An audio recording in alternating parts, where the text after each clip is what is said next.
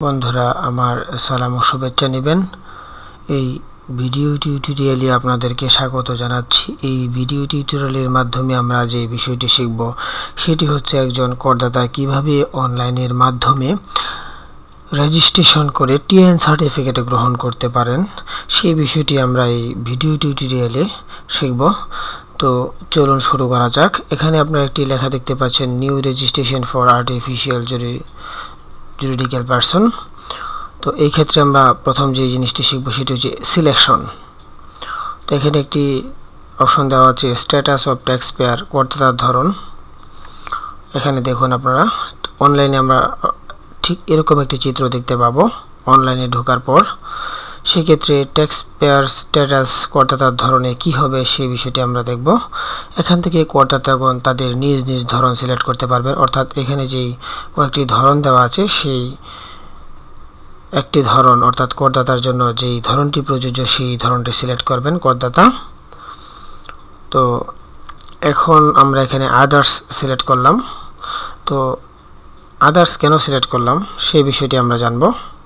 Others, individual Bangladeshi resident with NID, individual foreigner NRB without NID, company এবং farm ব্যতীত যে সকল করদাতা রয়েছেন তারা আদার্স সিলেক্ট করবেন। অর্থাৎ উপরের অপশনগুলো ব্যতীত যারা রয়েছেন তারা সকলেই আদার্স সিলেক্ট করবেন। আর আরেকটি অপশন দেখাবো যেটি হচ্ছে করদাতার ধরনের নিচে বি একটি অপশন রয়েছে, সেই বি অপশনের মধ্যে কি রয়েছে সেই বিষয়টি আমরা দেখব।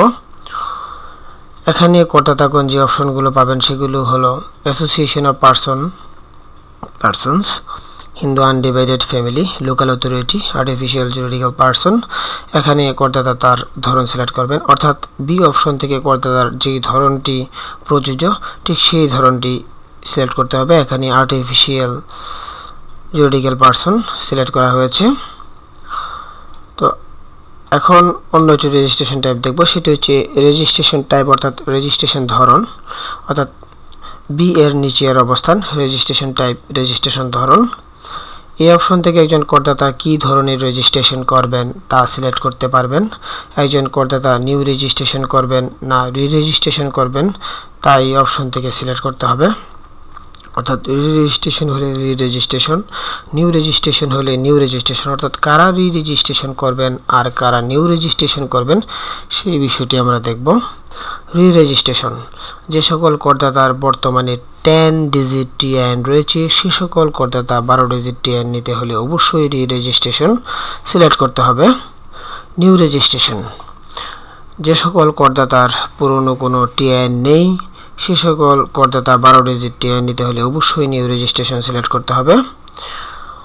এখন আমরা দেখব মেইন সোর্স অফ ইনকাম অর্থাৎ আয়ের প্রধান উৎস। এই অপশন থেকে একজন করদাতা তার আয়ের প্রধান উৎস সিলেক্ট করবেন। এখানে আপনারা দেখতে পাচ্ছেন যে ব্লক করে দেওয়া হয়েছে, এই বিষয়টি আমরা আলোচনা করতেছি। সেটি হচ্ছে মেইন সোর্স অফ ইনকাম অর্থাৎ আয়ের উৎস। বিজনেস ইন্ডিভিজুয়াল যদি হয় তাহলে বিজনেস ইন্ডিভিজুয়াল সিলেক্ট করতে হবে, আদার্স হলে আদার্স সিলেক্ট করতে হবে। তো এক্ষেত্রে আমরা আদার্স সিলেক্ট করলাম। বিজনেস কখন সিলেক্ট করবো সেই ব্যাপারটা আমরা দেখব। বিজনেস, করদাতার আয়ের প্রধান উৎস যদি ব্যবসা হয় তাহলে বিজনেস সিলেক্ট করবেন। আদার্স, করদাতার আয়ের প্রধান উৎস যদি ব্যবসা না হয় তবে আদার্স সিলেক্ট করবেন।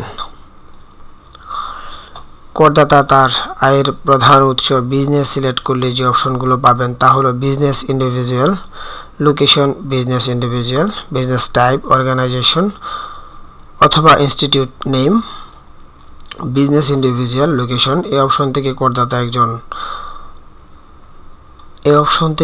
একজন করদাতা 64টি জেলার নাম লিস্ট আকারে পাবেন এবং এখান থেকে করদাতা তার বিজনেস লোকেশন সিলেক্ট করবেন। বিজনেস ইন্ডিভিজুয়াল, এখানে দুটি অপশন রয়েছে, বিজনেস টাইপ এবং লোকেশন। করদাতার ব্যবসার ধরন যদি বিজনেস টাইপ অপশন থেকে পাওয়া যায় সেক্ষেত্রে করদাতাকে বিজনেস টাইপ সিলেক্ট করতে হবে। যদি বিজনেস টাইপ অপশন থেকে পাওয়া না যায় সেক্ষেত্রে করদাতাকে লোকেশন সিলেক্ট করতে হবে। এখানে করদাতা বিজনেস টাইপ সিলেক্ট করলে দুটি অপশন পাবেন, তা হলো বিজনেস টাইপ এবং অর্গানাইজেশন অথবা ইনস্টিটিউট নেম। করদাতা লোকেশন সিলেক্ট করলে নির্দিষ্ট লোকেশন সিলেক্ট করার জন্য লোকেশন অপশন পাবেন। বিজনেস টাইপ, এই অপশন থেকে একজন করদাতা তার বিজনেস টাইপ কি তা সিলেক্ট করতে পারবেন, যেমন গার্মেন্টস ইন্ডিভিজুয়াল অর্গানাইজেশন অথবা ইনস্টিটিউট নেম। এই অপশন করদাতার বিজনেস লোকেশন এবং বিজনেস টাইপ সিলেকশনের উপর নির্ভর করবে। লোকেশন, এই অপশন থেকে করদাতা তার ব্যবসার নির্দিষ্ট লোকেশন সিলেক্ট করতে পারবেন, যেমন আব্দুল আজিজ ল্যান। করদাতা তার আয়ের প্রধান উৎস আদার্স সিলেক্ট করলে যে অপশন দুটি পাবেন তা হলো আদার্স লোকেশন এবং লোকেশন। এই যে আপনারা এই স্ট্যাপটি দেখতে পাবেন লোকেশনের ক্ষেত্রে আমরা এখানে সিলেক্ট করেছি আগারগাঁও, তো আদার্স লোকেশন এই অপশনটুকু। এই অপশন থেকে একজন করদাতা 64 জেলার নাম লিস্ট আকারে পাবেন এবং এখান থেকে করদাতা তার লোকেশন সিলেক্ট করবেন। এই অপশন থেকে লোকেশন সিলেক্ট করবেন। সিলেকশনের কাজ শেষ হবার পর পরবর্তী ধাপে যাওয়ার জন্য গো টু নেক্সট বাটনে ক্লিক করতে হবে। তার আগে যদি নির্দিষ্ট লোকেশন হয়, এই লোকেশনের ক্ষেত্রে যেখানে আমরা ব্র্যাকেট দিয়ে স্পষ্ট করে দেখিয়ে দিয়েছি, এই অপশন থেকে করদাতা তার ব্যবসার নির্দিষ্ট লোকেশন সিলেক্ট করতে পারবেন, যেমন আব্দুল আজিজ ল্যান। এখন আমরা আলোচনা করব বেসিক ইনফরমেশন সম্পর্কে। এখানে একজন করদাতা তার সকল তথ্যসমূহ প্রদান করবেন, যেমন করদাতার নাম, করদাতার মোবাইল নম্বর ইত্যাদি ইত্যাদি। তো এখানে আপনারা দেখতে পাচ্ছেন যে একটি স্টার দেওয়া হয়েছে, অর্থাৎ এই ঘরগুলো করদাতাকে পূরণ করতেই হবে। এখানে করদাতার নাম লেখা হয়েছে। তো এই বেসিক ইনফরমেশনে যে তথ্যগুলো থাকে সেটি হচ্ছে করদাতার নাম, মোবাইল নম্বর, ফ্যাক্স, ইমেল ইত্যাদি। ট্যাক্স পেয়ার্স নেম, করদাতার নাম, এখানে করদাতা তার নাম প্রদান করবেন। মোবাইল নাম্বার, এখানে করদাতা তার মোবাইল নম্বর প্রদান করবেন। ফ্যাক্স, এখানে করদাতা তার ফ্যাক্স নম্বর প্রদান করবেন এই অপশনটুকুতে। ইমেল, এখানে করদাতা তার ইমেল প্রদান করবেন। এখন আমরা যে অপশনটুকু দেখব, অর্থাৎ এটি পার হওয়ার সাথে সাথেই আমরা যে অপশনটুকু এর নিচে দেখব সেটি হচ্ছে অ্যাড্রেস ইনফরমেশন। তো অ্যাড্রেস ইনফরমেশনের ঘরটি এরকম হয়ে থাকে। তো এই ঘরগুলো আমরা কিভাবে পূরণ করব তা আমরা দেখব। কারেন্ট অ্যাড্রেস, এখানে করদাতা তার বর্তমান ঠিকানা এবং জেলার নাম অবশ্যই প্রদান করবেন। অর্থাৎ কারেন্ট অ্যাড্রেসে কান্ট্রির জায়গায় কান্ট্রি সিলেক্ট করতে হবে, অ্যাড্রেসের জায়গায় অ্যাড্রেস লিখতে হবে, ডিস্ট্রিক্টের জায়গায় ডিস্ট্রিক্ট সিলেক্ট করে দিতে হবে। অর্থাৎ এখানে চাপ দিলে আমরা নির্দিষ্ট ডিস্ট্রিক্টগুলো পেয়ে যাব, অর্থাৎ যে ডিস্ট্রিক্টে আমরা বসবাস সেই ডিস্ট্রিক্টটি পেয়ে যাব। থানা, এখানে আমরা থানা ক্লিক করলে থানা পাবো, নির্দিষ্ট থানাটি সিলেক্ট করতে হবে, অর্থাৎ পাশাপাশি আমাকে পোস্ট কোডটি দিয়ে দিতে হবে। পার্মানেন্ট অ্যাড্রেস, এখানে করদাতা তার স্থায়ী ঠিকানা এবং জেলার নাম অবশ্যই প্রদান করবেন। যদি করদাতার বর্তমান ঠিকানা এবং স্থায়ী ঠিকানা একই হয়, সেক্ষেত্রে বর্তমান ঠিকানা প্রদান করার পর সেম এজ কারেন্ট অ্যাড্রেস চেকবক্সে ক্লিক করলে স্থায়ী ঠিকানা লেখার দরকার হবে না। অর্থাৎ যদি আমার কারেন্ট অ্যাড্রেস এবং পার্মানেন্ট অ্যাড্রেস একই হয়, সেক্ষেত্রে আমি এখানে টিক চিহ্ন দিলে অটোমেটিক্যালি এই ঘরটি পূরণ হয়ে যাবে। আদার অ্যাড্রেস, করদাতা চাইলে তার স্থায়ী ঠিকানা এবং বর্তমান ঠিকানা ছাড়া অন্য কোনো ঠিকানা এখানে প্রদান করতে পারবেন। অ্যাড্রেস ইনফরমেশন প্রদান করার পর পরবর্তী ধাপে যাওয়ার জন্য গো টু নেক্সট বাটনে ক্লিক করতে হবে এবং পূর্ববর্তী ধাপে যাওয়ার জন্য ব্যাক টু প্রিভিয়াস বাটনে ক্লিক করতে হবে। অর্থাৎ আমরা গো টু নেক্সট বাটনে ক্লিক করব এবং পূর্ববর্তী যদি আমরা ফিরে যেতে চাই পরবর্তী অপশনে, সেক্ষেত্রে ব্যাক টু প্রিভিয়াসে ক্লিক করতে হবে। এখন আমরা ফাইনাল প্রিভিউ দেখব। সকল তথ্যগুলো প্রদান করার পর এরকম একটি ফাইনাল প্রিভিউ আমাদের সামনে প্রদর্শিত হবে। করদাতাগণ উপরোক্ত ধাপে যে সকল তথ্য প্রদান করেছেন সেগুলি অপশন থেকে সর্বশেষ যাচাই করতে পারবেন এবং তথ্য পরিবর্তন করতে পারবেন। অর্থাৎ এই অপশনটুকুতে যদি আমরা দেখি কোথাও ভুল হয়েছে, তাহলে ব্যাক টু প্রিভিয়াস অপশনে গিয়ে আমরা কারেকশন করতে পারবো। তো চলুন এই বিষয়ে আমরা নিচে একটু আলোচনা করা আছে, সেই বিষয়গুলো লক্ষ্য করি। সেটি হচ্ছে কোনো তথ্য ভুল দেখতে পেলে তা শুদ্ধ করার জন্য ব্যাক টু প্রিভিয়াস বাটনে ক্লিক করতে হবে এবং প্রয়োজনীয় সংশোধন করতে হবে। এখানে ব্যাক টু প্রিভিয়াসে ক্লিক করলে আমরা পূর্বের পেজটি দেখতে পাবো এবং সেখানে আমরা কারেকশন করতে পারবো যদি কারেকশনের দরকার পড়ে।